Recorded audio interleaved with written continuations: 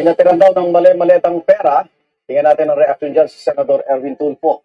Senador Tulfo, magandang umaga. Igan, thank you for inviting me in your program. Magandang umaga. Salamat din po. Kasama kayo sa napangalanan na hinatiran ng maletang pera, sabi ng mga dating sundalo, na tauhan ni Saldico. Nakakatuwa po, pinapanood po sila kahapon. Ako po yung natutuwa, hindi po ako naiinis dahil pag may mga kinikwento, lalo mga marites, mga gawa-gawang story, matatawa ka na lang, Igan. Pero siyempre, hindi naman tayo papayag na ganun-ganun na lamang. Tayo ay naghahanda na ngayon para ng kaso yung nagkakaso sa atin. Tingnan natin kung saan kayo mapupunta ngayon. Sa proper forum, dahil niya yung mga ebidensya niya na binigyan po tayo ng mali-maliit ang pera. Gusto ko malaman. Kasi po, madali lang po magturo ngayon, Igan. Turo dito, turo doon. Pati yung sinasabi ng naghatid ng mga babae na napakadaming babae na naman. Susunod po dyan. Yung taki mo Sabi nila ang nasa likod daw, sabi lang ang nasa likod daw po nitong 18 ex-Marines di umano ay si Mike Defensor. O tingnan natin ang background ni Mike Defensor, mga tol. Ano ba meron kay Mike Defensor? Ito naman ay factually correct, kasi nasa balita po ito. Noong April 21, 2026, dito po sa amin sa Pasig City, partikular sa Julia Vargas Avenue, meron pong isang KTV bar dyan na ang pangalan ay Chicago at isang hotel na Blue ang pangalan.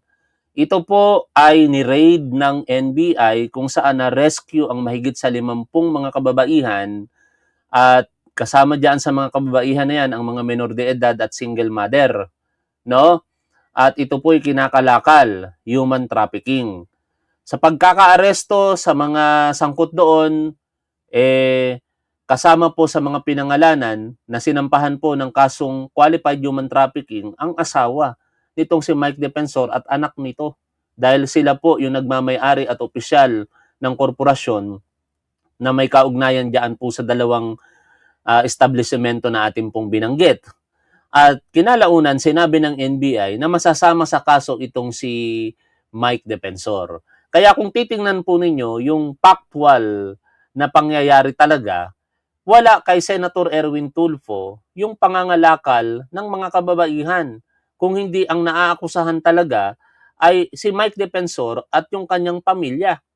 Pero hindi naman natin itinatanggi dahil alam din naman natin kung ano ang nakaraan nitong si Erwin Tulfo pagdating po sa pagiging chick boy. No, yan po ay napakinggan natin sa kanyang confirmation hearing noon bilang Secretary of Social Welfare and Development. At inamin naman ni Senator Erwin Tulfo na marami siyang naging anak sa iba't ibang babae.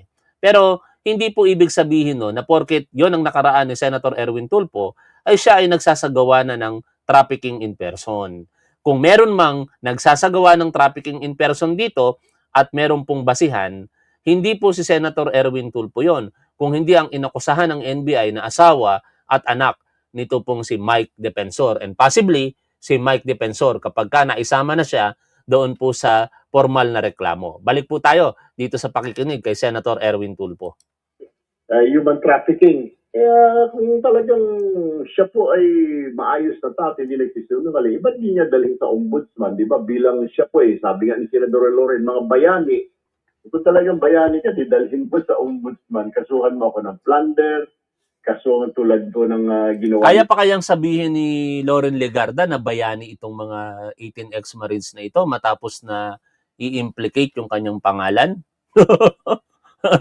si Senator Loren Legarda, patawag-tawag siya ng bayani sa mga yan. Pero ito po yung, saan ko ba nakita yun? Tingnan nga natin kung nakita ko kay Nutriban Republic yon. Kasi dinawit si Loren Legarda. Nung hindi niya pa alam, pumunta siya dyan, hindi niya pa alam na siya'y kasama sa sinasangkot nitong 18 ex-Marines kuno na ito. Tinawag niyang bayani kahapon. Pero in-skip po ito ng bogus hearing na yan nitong sina Marcoleta. Pero nakalagay sa affidavit po nila on page 15, sa unang bahagi po nito, basahin ko, kami, si Orbilio, Galapon at iba pa, at si Paul Estrada ay nag-deliver kay Senator Loren Legarda noong 2024 ng 2 medium-sized na maleta sa number 40 Cambridge Street, North Forbes Park. Oh. Nakikita ninyo mga tol. Pero ito yung sinasabi ni Senator Erwin Tulfo na kapag kakampi na, hindi na po nila gagalawin. Hindi po ito binasa kahapon sa hearing. Pero nakalagay sa affidavit nila. Ano ngayon ang masasabi nyo dyan, mga tatanga-tangang Duterte supporters? E di yung sinusuportahan nyo ngayon na si Loren Legarda, including si Mark Villar, tama ba na paniwalaan nyo rin tumatanggap ng maleta? Sige nga. Sige nga, mga tatanga-tangang Duterte supporters, sabi ng 18 ex-Marines kuno, si Loren Legarda ay tumatanggap ng maleta. Si Senator Mark Villar ay tumanggap din ng maleta. Totoo ba ito o hindi? Mga tangang Duterte supporters. Tuloy po tayo dito. Nila ngayon na para maimbestigahan ako kung tumanggap talaga ako ng mali-malitang pera. Tulad ni Senador Marcoleta na inimbestigahan ngayon sa Flanders. Si Senador Rodante Marcoleta na umami na mismong tumanggap ng pera, pinaniniwalaan yung walang kasalanan. Inamin niya na nga mismo na siya tumanggap ng 75 million pesos mula rin kay Mike Defensor at doon sa dalawang negosyante pa. Oh. At nung tinanggap yan ni Rodante Marcoleta, siya ay kongresista. No? Malayo doon sa akusasyon nitong 18 ex-Marines na tumanggap daw po ng maleta si Senador Tito Soto nang hindi pa siya senador. In fact, for the sake of arguments nga, ang kinakatuwiran na lamang diyan, anong legal, anong illegal kung tumanggap si Senador, ngayon Senador Tito Soto, nung mga panahong iyon na hindi pa siya senador? Illegal ba yon kung tatanggap siya ng pera? Pero for the sake of arguments lang yon, ano?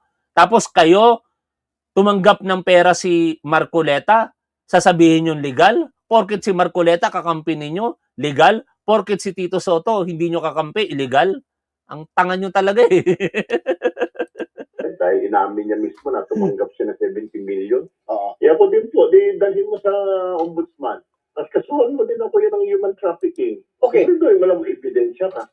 Gusto kong malaman lang yun sa proseso dahil sa inyong claim sa Lunes, kayo ang chairman ng Senate Blue Ribbon Committee. So yung nangyari kahapon sa sinasabi Cayetano Block na Blue Ribbon Committee naman, di subcommittee ni Senator Marcoleta, nag-outtaking itong mga 18 Marines. Ito ba'y may visa yung sinumpaan nilang mga pahayag doon sa nangyari kahapon na public hearing ba may tuturing yun o parang meeting lang o press conference? Meeting, press conference, forum lang po yun. Forum. Nagsumpa pa sila. Ang problema po, saan po pupunta? Hindi naman po recorded yun sa journals ng Senate. Saan mo dadalhin yun? Wala naman pong recorder doon. Wala pong mga member ang staff ng Blue Ribbon. Tama. Yung aming yung aming parang... Even yung sa YouTube channel nga nila, hindi naka-livestream, pati sa Senate of the Philippines Facebook page. Eh. No? Kaya, I agree. At ayan naman ang observation ng halos lahat, even legal experts, sinasabi na walang legal effect yung naging hearing kahapon. It is just an ordinary press conference, meeting, forum, hindi po yan lehitimong committee hearing. Media team doon to record, wala din po. Nare-record na sila kahapon because of the media live coverage. Alam din ho nila kasi, kaya nga ho ginawa nila yon, alam nila na pipick upin ng media. Marami yung nagtatanong sa akin, sabi ko, illegal yan, sabi ko. That's a sham hearing and dapat hindi matawag na hearing. Kasi nga po, diniklara natin na Monday po ang hearing ng Blue Ribbon. At imbitado itong 18 uli. So, sinusundan po namin, actually, nung Wednesday afternoon po, matapos po namin magkaroon ng quorum at ma-unseat itong mga minority na ngayon, ay tinignan ko po yung listahan, pinatawag ko po yung Blue Ribbon Secretariat at sabi ito po mga inimbitahan. Marami-rami po yun. Sabi ko, imbitahan mo ito. Pero may mga nakita po tayo mga alias-alias doon. Hindi ko imbitahan ho yun dahil bakit alias lang po ang pangalan. Pagkatapos pangalawa po, nilinaw ko po sa Blue Ribbon sa Lunes po, wala po yung mga surprise witness. Dapat po, ibinigay na kung sino man pong member namin, kung sino na member ng Blue Ribbon, isinumiti mo. Kailangan po isumiti. Nasa rules po namin yung bawal po yung mga surprise witness yung ginawa dati. Opo. Kasi po yung surprise witness na yun, pwede pong any second lumutang lang dyan dahil sa bayaran or something. Mahirap po yun. Kaya po, kailangan po namin na listahan, kailangan po namin i-vet, vetting process yung witnesses po. Pero yung 18 po, definitely, kasama po yan. Makabalik lang ulit, ano? Although sinasabi na invited sila officially sa pagdinig sa Lunes, pero pupusta ako sa inyo mga tol, malamang sa malamang hindi yan pupunta sa Lunes. Hindi magpapakita yung 18 ex-Marines na yan. Kasi mga sinungaling ang mga yan. No? Hindi nagsasabi ng totoo ang mga yan.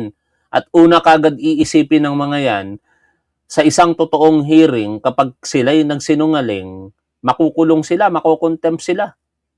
Pero, as I said earlier, kahit hindi naman sila pumunta dyan, eventually makukontempt ang mga yan at uutusan ang Sergeant at Arms to coordinate with the law enforcement authorities para arestuhin ng mga ito once an order of arrest has been issued ng committee ng Blue Ribbon. Ganyan ang mga nakikita ko dyan mga tol. Sana mali ako, no? Sana mali ako at tama sila na tama ang sinasabi nila. Kaya magpapakita sila sa Lunes. But I bet again, hindi nila gagawin yan. Takot lang ng mga yan. Mga Marines po ito na sa totoo lang mga duwag. Bakit? Maliban doon sa nakapag-retired po sa kanila. Bakit ko sinasabing mga duwag ang mga ito? Yung iba dyan, kaya nag-awol, hindi na kaya yung serbisyo No? Ewan ko kung ano dahilan talaga ng pagkakaalis nila. Pero most of them, nag-awol dahil hindi na nila kayang pumasok doon sa ginagampanan nilang tungkulin bilang Marines, kung totoo man Marines sila. Kasi sila yung mga unang isinusubo 'di ba? Bilang elite force ng Philippine Navy. Ngayon, patunayan nyo ngayon na hindi kayo duwag.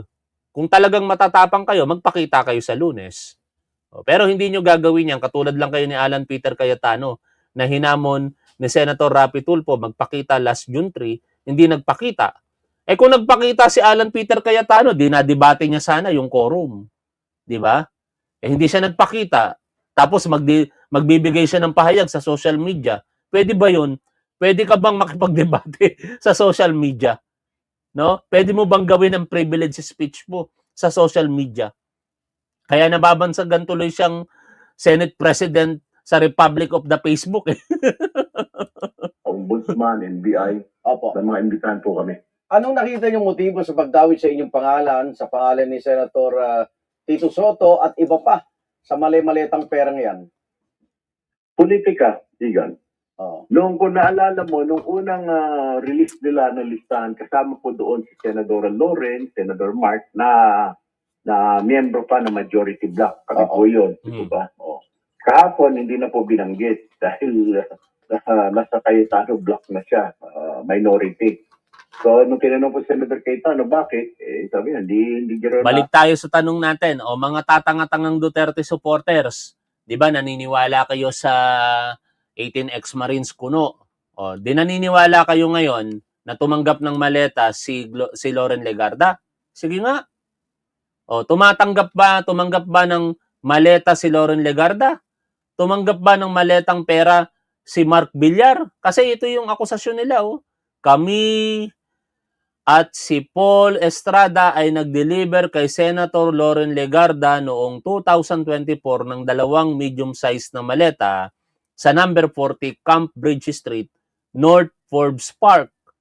Kami, kasama si John Paul Estrada at Saldico, ay nag-deliver ng 7 medium-sized maleta kay dating Senador at DPWH Secretary Mark Villar noong 2022 sa kanyang bahay sa Port Topino, South Biela Street, Daang Hari, Las Piñas. Naniniwala ba kayo dyan, mga tangang Duterte supporter? O selective lamang ang paniniwala ninyo? Pag si Erwin Tulfo, tumanggap ng maleta. Pag si Loren Legarda at Mark Villar, hindi tumatanggap ng maleta kahit sinasabi ng 18 ex-Marines kuno na ito. basa. Onyx. Politika, Igan. Oo. Tapos kung maalala mo, nung tinanong ko ako, isa sa mga reporter nyo yata na yung tungkol po sa survey, ito na po yun, Igan, tinitignan po nila na tayo tatakbo bilang vice o presidente, kami Oo. magkapatid. Kaya natakot-takot po na banat. Isang grupo lang naman po yan. Grupo lang po nila ang tumitira. Mm. Pero okay lang po yan, Igan. Kasama sa trabaho. Huwag tayo mapikon, huwag tayo mag-alas. Okay, so kakasuhan nyo itong mga sundalong nagdawit sa pangalan mo. Opo. Kasi gusto ko marinig. Gusto ko ilatag natin. Tingnan natin. Okay. Ang proper forum is yung korte. Oo. Okay. Sabi mo, kapag kaalyado, ligtas ka. Kapag tagapagtuligsa, delikado ka. Opo. Tignan niyo po yung kay Lauren at saka kay Mark Villar. Oo. Hindi po talaga nabanggit. Opo. Anong masasabi nyo mga tol sa issue na yan? Ha? O talagang tanga lang itong mga Duterte supporter kaya pilit nilang pinaniniwala na ang mga selektibong pangalan na binanggit ng 18 ex-Marines po na ito ang tumatanggap lang ng maleta. Pero dahil kakampi na nila si Loren Legarda ngayon at Mark Villar, hindi na tumatanggap ng maleta. Yung dalawa,